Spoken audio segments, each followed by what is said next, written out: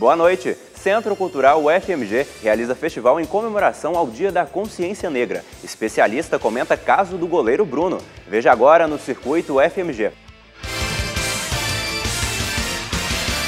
Quem é que não gosta de admirar estrelas? Com certeza você já parou pelo menos algumas vezes para observar o céu, né? Para quem gostaria de ver o universo um pouco mais de perto, imagens de galáxias e nebulosas foram registradas por um observatório europeu e estão expostas no Espaço Team UFMG do Conhecimento. Uma viagem sideral, nebulosas, galáxias, planetas. Na exposição, fotografias que mais parecem pinturas de rara beleza.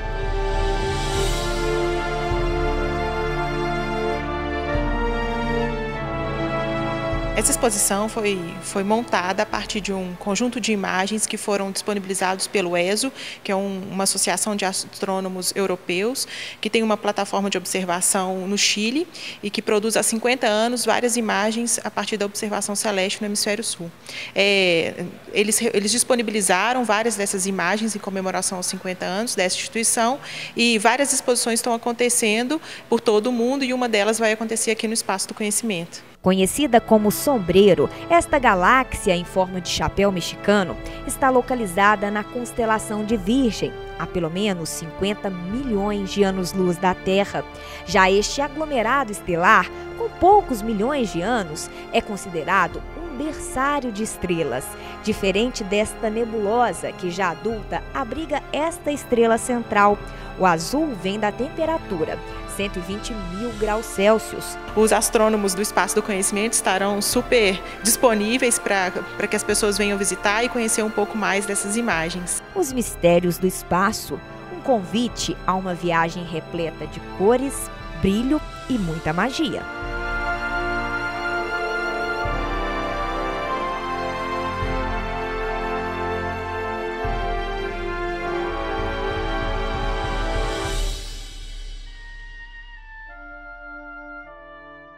Neste 20 de novembro é comemorado o Dia da Consciência Negra, uma homenagem ao herói Zumbi dos Palmares, morto nesta data. Para lembrar o significado do evento, o Centro Cultural UFMG realiza hoje e amanhã o Festival Internacional da Diversidade Cultural. A proposta é valorizar a cultura africana e reconhecer a importância do homem negro na sociedade brasileira, além, é claro, de celebrar a diversidade. Confira na reportagem de Janaína Coelho. Esse lugar é muito importante, hoje no festival tá cheio de gente interessante, muitas pessoas, muitos professores, muitos diretores e muitos comunicadores. A diversidade passada a limpo, nas mesas redondas, a ciência, a cultura e a educação como forma de inclusão do negro. Buscamos essas ações ou essa plataforma para mostrar que temos diversidade tanto no dia a dia do trabalho, das pesquisas, na área acadêmica, na área cultural, né? E várias outras áreas de dia a dia das pessoas. Inclusão também pela arte. O negro conseguiu manifestar bem, né? Através do grafite, conseguiu criar uma comunicação. Se a gente já não crescer firme, igual meu mestre falava, você toma rasteira aqui e toma rasteira da vida. Então a gente pensava nisso, o que é rasteira da vida, entendeu? Então esses diálogos veio me ajudando desde novo. Então eu como educador eu tento fazer isso pelos meninos. Eles têm que ouvir umas ideias boas, porque é muita gente para barrar a gente.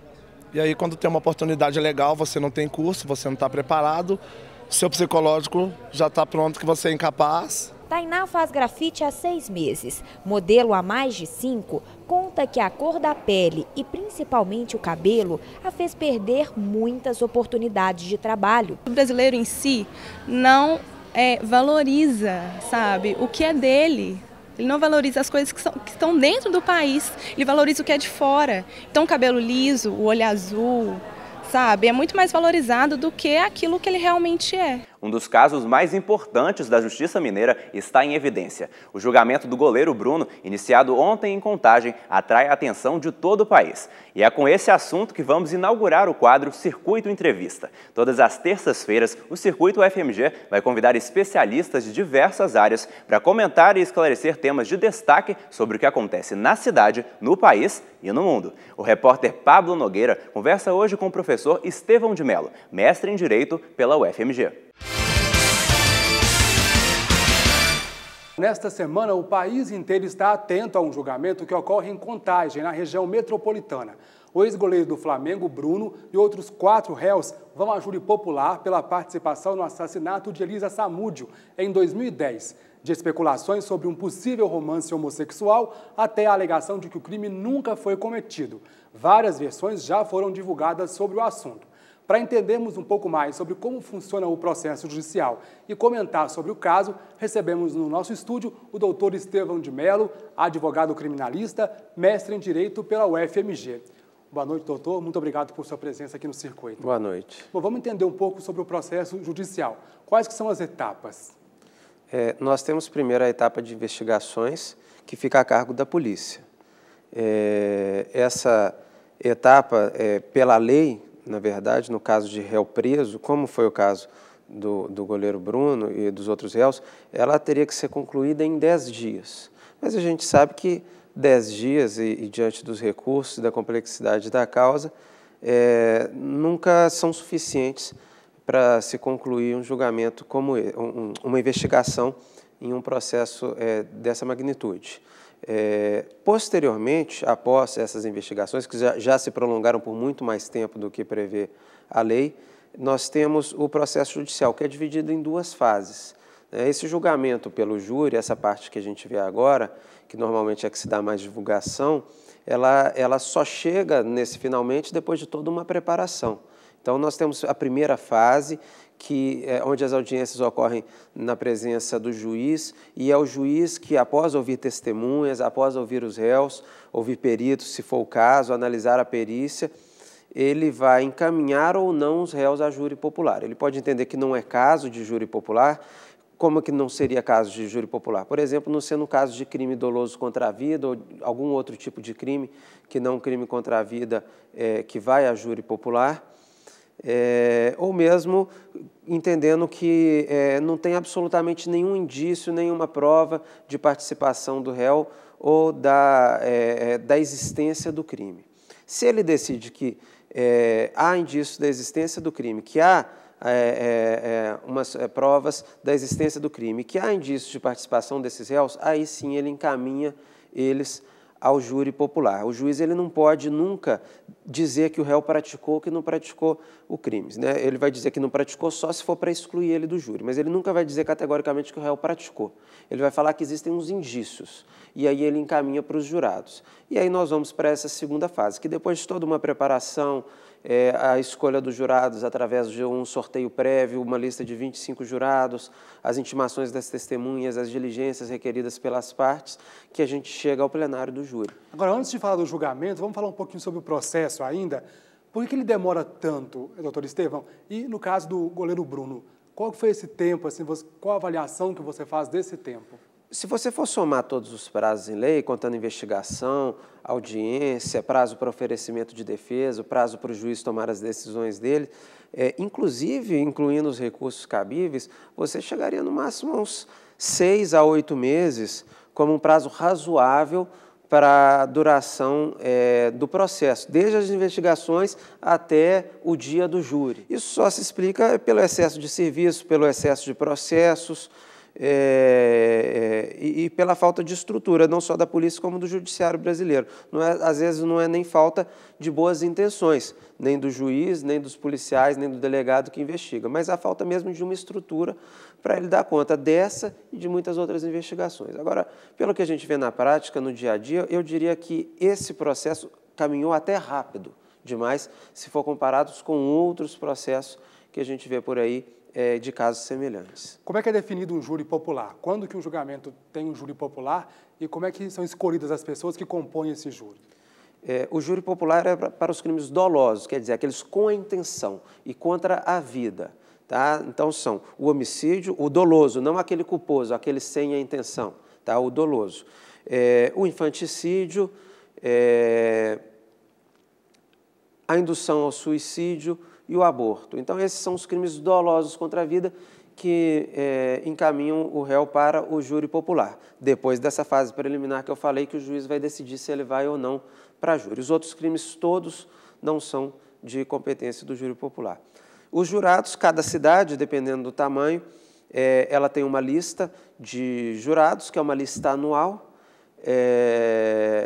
e dentro dessa lista anual, que pode variar para mais ou para menos jurados, dependendo do tamanho da cidade, né, essa lista ela é sempre reduzida a uma lista periódica, de períodos de 30 dias, e essa lista periódica ela tem 25 jurados, que são convocados para esses períodos. Então, esses 25 jurados convocados para hoje, eles estão nessa lista periódica dos 25 jurados desse período em que já houve um sorteio público prévio antes. Então, esses jurados eles já são conhecidos, o nome deles já está divulgado há alguns dias já, porque a lista já foi divulgada há mais tempo. Agora, como é que é definido o número de testemunhas e também de promotores? Tá. O promotor é o Ministério Público. O Ministério Público acusa, normalmente ele manda um promotor só. Se quiser mandar 2, 3 promotores, tudo bem, mas normalmente encaminha-se um promotor só. A opção é puramente do órgão que acusa, que é o Ministério Público. Nós podemos ter um advogado assistente da acusação, que é aquele advogado contratado pela vítima ou pelos familiares da vítima, quando o crime é consumado, como o caso vai ser pelos familiares da vítima, que vai combinar o tempo com o promotor de justiça. Ele pode falar, mas ele teria que dividir o tempo com o promotor de justiça, tá? Também faz perguntas para as testemunhas. E a defesa, cada réu tem direito de um defensor. Aí também é a opção dos réus. Eles podem, mais de um réu ser defendido pelo mesmo defensor, ou cada um ter direito escolher um defensor, ou 2, ou 3, tanto faz. E o número de testemunhas é o número de 5 para a acusação e de 5 para cada acusado. Tá? Então, nesse caso, a gente pode chegar, tendo 5 acusados e mais acusação, a gente pode chegar a 30 testemunhas. Ok, agora a repercussão que o caso teve na mídia, isso pode, de alguma forma, influenciar na decisão dos jurados? O que o senhor acha? A mídia, ultimamente, ela tem repercutido mais apenas uma versão, que é a versão da acusação, a versão da investigação, a versão do Ministério Público, até porque a defesa tem esse direito, ela faz uso desse direito de apresentar a sua versão só para os jurados, só no dia dos fatos, só para quem efetivamente vai julgar os réus. Então, com essa exposição ampla na mídia, muitas vezes acontece de o jurado já chegar lá com um pré-julgamento, com uma concepção de que o réu é culpado, mas na hora do julgamento mesmo, quando a defesa vai apresentar a versão dela, aquilo pode modificar. E às vezes a gente fica até espantado, né? A gente teve casos recentes, aquele caso de Ouro Preto, de um homicídio, uma menina que foi encontrada morta num cemitério. A gente tem o caso de São Paulo, da Carla Cepolino, acusada de matar o Coronel Biratã, até do próprio Bola, no outro crime que ele era acusado, os 3 foram absolvidos. E se você, nos 3 casos, os réus foram absolvidos. E se você for perguntar à população, quem assistia à televisão, quem lia os jornais, via o noticiário, todo mundo vai demonstrar surpresa. E, às vezes, é porque nós não vimos as provas dos autos, a gente não viu aquilo que foi apresentado para os jurados. E, por isso, é que muitas vezes o resultado sai diferente daquilo que a gente imagina por estar vendo na TV. Agora, para terminar, qual a avaliação que você faz do caso Bruno? Como é que a Justiça está conduzindo o caso? Eu acho que a exposição extrema, a divulgação de provas, desde as investigações, provas muitas vezes que estavam em segredo, que ainda não podiam ser divulgadas, elas foram divulgadas indevidamente, não houve a correta apuração disso. A gente teve um caso logo no início de uma gravação indevida, ilegal, sem autorização que foi feita do goleiro Bruno falando dentro de um avião, com uma divulgação indevida. Você tem um excesso de briga, que eu acho que é prejudicial para a justiça, não é para o acusado. Talvez o acusado vai se ficar prejudicado, mas para o defensor, para o promotor, para o delegado, para o juiz, a vida dele segue, o acusado é que vai sofrer as consequências. E esse excesso de briga, de discussão, de bate-boca, isso acaba prejudicando e mostra uma face da justiça que não devia existir, né? Que é aquela face da justiça que sai dos tribunais e vai para o público, vai para a discussão, para o bate-boca, para ver se a causa vai ser ganha fora dos limites dos tribunais. Isso eu acho realmente prejudicial. Tem acontecido, espero que não aconteça mais no futuro. Ok, muito obrigado por sua presença aqui, doutor. Por nada, boa noite. E o Circuito FMG Entrevista Especial fica por aqui. Na semana que vem a gente volta com mais um tema de destaque. Obrigado, Pablo. O Circuito FMG fica por aqui. Uma boa noite para você.